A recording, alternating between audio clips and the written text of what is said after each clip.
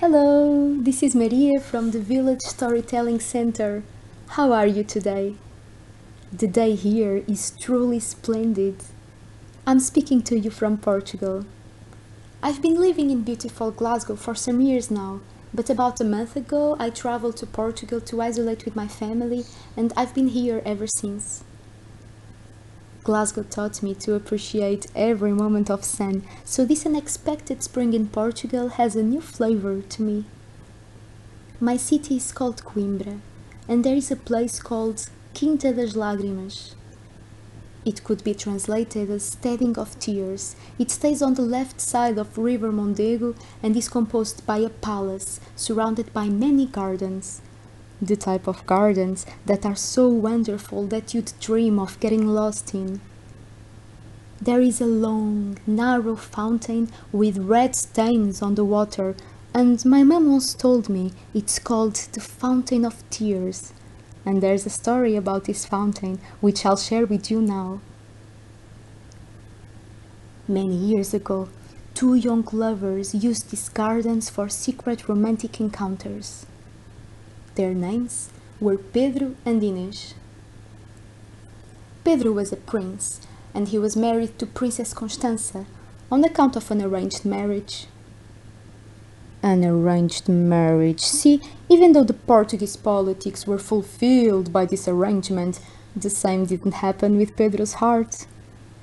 Princess Constança had a lady in waiting, a beautiful Galician young woman called Inês. She was the only one that made Pedro's heart beat fast. And Inês felt the same. Every time he was around, her cheeks would get reddish and very warm. She even had the habit of braiding her blonde hair every time they'd meet, just so she could get some fresh air in her suddenly hot face. It was a forbidden love. She didn't have the royal blood to marry a prince, and besides, she was Galician, which could be seen as a threat to the Portuguese politics. Oh, and Pedro was married to Princess Constança. There were a multitude of obstacles to their love. And yet, Pedro and Inês would always find a way, for these gardens have many secret hideouts, and just a loving kiss would be worth all the risks and dangers. Every time they held each other was as if the time would suddenly stop.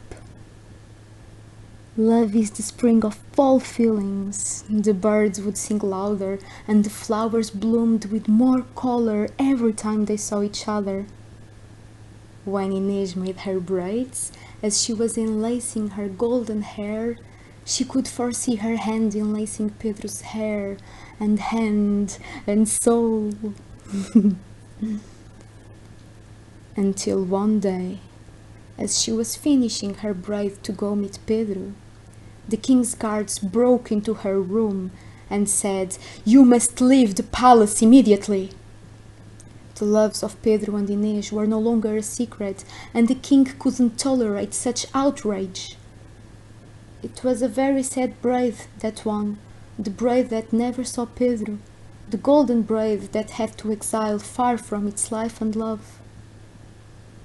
Even so, Pedro and Inês found a way again, and these times apart ended up being very romantic. There's another fountain, hidden in these gardens, that is called the Fountain of Love, and it has a current of water that travels the whole city. So Pedro would build wooden tiny boats to send longing letters to his beloved Inês, and would place them in the Fountain of Love. The boats would travel all the way through Coimbra and find Inês, who was always looking for them. In 1345, Constança, Pedro's wife, passed away after giving birth to their third child. This was, of course, a tragedy, but after this, oh, Pedro and Inês could finally live their love with no restrictions. They moved together to Paços de Santa Clara, a beautiful place in Coimbra, and had 4 children. The king, of course, wouldn't approve of this, and the nobles of Portugal didn't cease to spread bad rumors against Inês.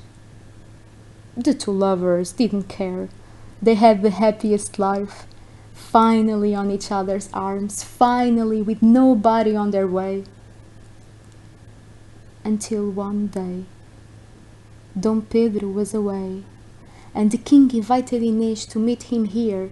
In fact, this encounter took place exactly where we are standing now, in Fonte das Lágrimas, the Fountain of Tears. The king had with him 3 guards, and they were ready to murder Inês.